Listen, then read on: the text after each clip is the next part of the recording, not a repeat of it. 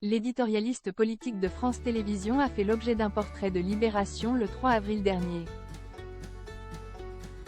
Nathalie Saint-Cric révèle sa fiche de paye. Dans un portrait que lui a consacré Libération le mercredi 3 avril 2024, l'éditorialiste politique et membre de la famille Duhamel, omniprésente dans le monde des médias, a joué franc jeu et éludé aucune question.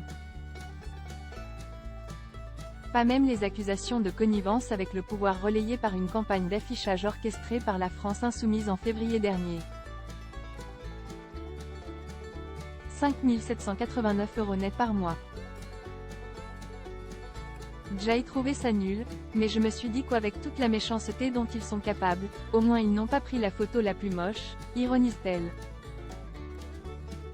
Dans cette campagne d'affichage, intitulée précisément Nathalie Saint-Cric vote, et vous ?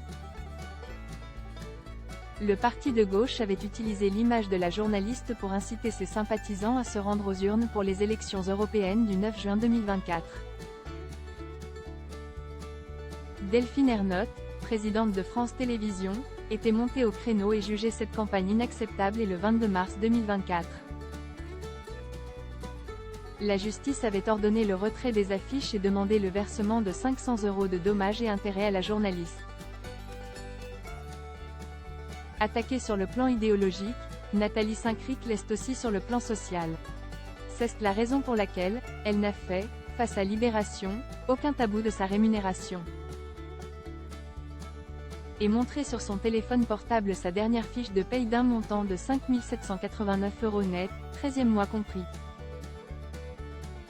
Les gens confondent les salaires des journalistes et ceux des animateurs, constate-t-elle. Avant d'ajouter que ce montant ne comprenait pas les droits d'auteur qui lui reviennent.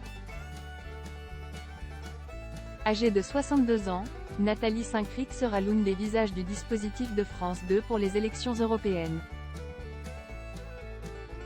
France Télévisions consacrera entre mars et juin 2024 6 primes à ce premier rendez-vous entre les Français et les urnes depuis la réélection d'Emmanuel Macron en 2022.